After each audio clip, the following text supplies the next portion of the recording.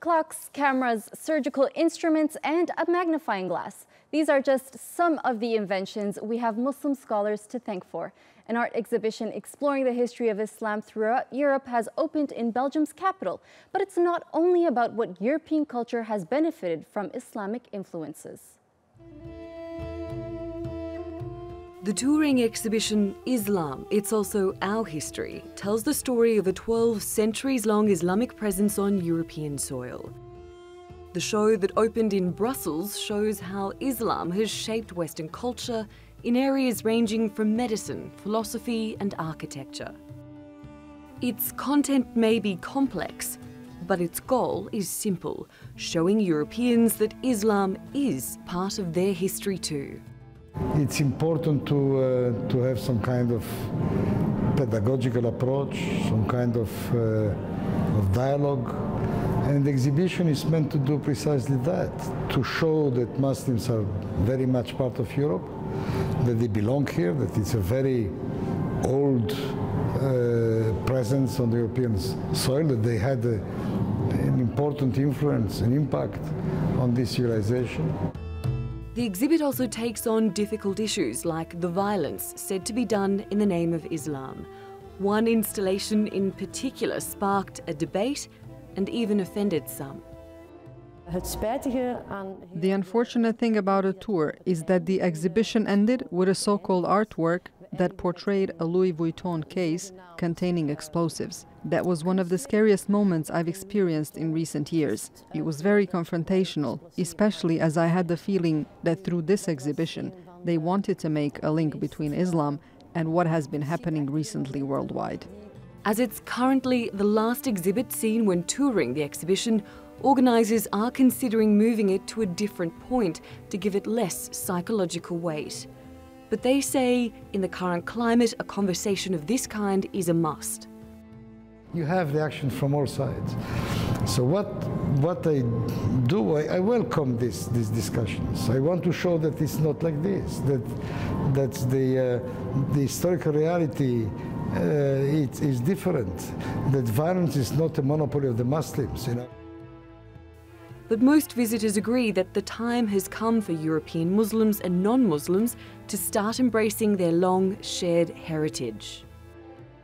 For me, the exhibit is necessary because we no longer take the time to look at our common history. We are no longer interested in the other, in the origins, in their traditions. So this exposition is a chance to set the record straight.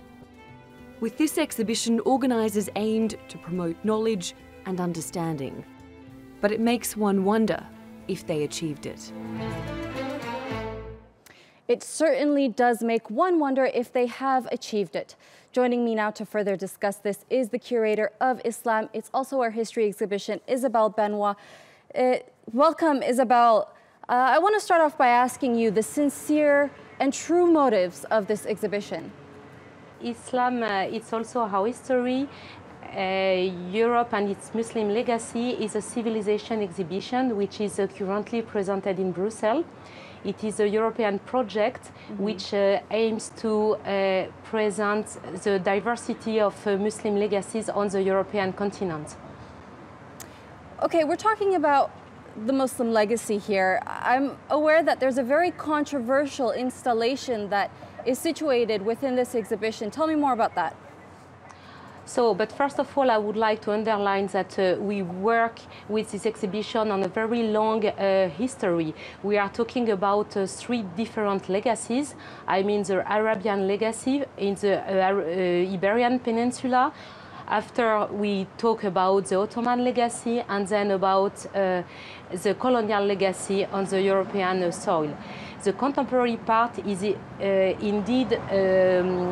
include a large selection of contemporary artwork. We have more than 20 contemporary artworks. Out of these 20 contemporary artworks, we have one which evokes terrorism. Yes, and speaking about terrorism, tell me about this piece. I'm aware that it's a Louis Vuitton suitcase that is full of explosives in it. And the president of the exhibition actually commented on this installation, saying that violence is not the monopoly of Muslims. Do you think that there's a bit of contradiction there, putting a suitcase full of explosions in it and saying that it's not related with Islam or Muslims? This piece is not controversial because, as you can imagine, terrorism is now part of European reality, and this has an impact on every people who are living in Europe. So this piece is a piece from the American artist Gregory Green, and we decided to introduce this topic also in the exhibition because we can't avoid this reality.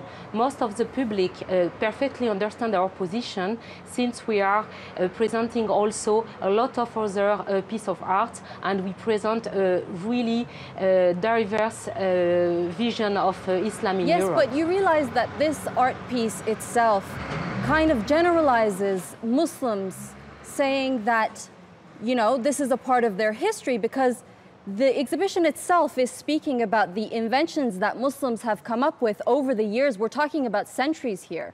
So don't you think that there's a very distinct contradiction in having explosives showcased in the name of Islam and in the name of Muslims, who actually condemn the attacks that have been happening recently in Europe? But there are both sides, and we do present also pieces of art who are proving that Muslims are also victims and are denouncing terrorism. So there are both sides in the exhibition. And once again, terrorism is also now part of our history. And I would like to really insist on the fact that it is not the only piece on the exhibition, and that we have a really large selection of pieces of art, of history artifacts, and of other decors and museographic means, in order to show a really brilliant contribution to European history of Muslim legacies. Yes, but tell me about the reaction you've been getting for this installation itself, because I'm aware that a lot of people have been reacting to it, and some people are very upset about it, saying that this is not what Islam represents. No, we had very few reactions on this piece. Most of our visitors completely agrees with this installation. And we do explain with a lot of pedagogy. In reaction to the comments you guys have been receiving for this installation, authorities of the exhibition has said that they're going to make modifications of the installation, with taking it to another part of the exhibition or adding textual content to it. How do you think that's going to change the perception of what this installation is representing?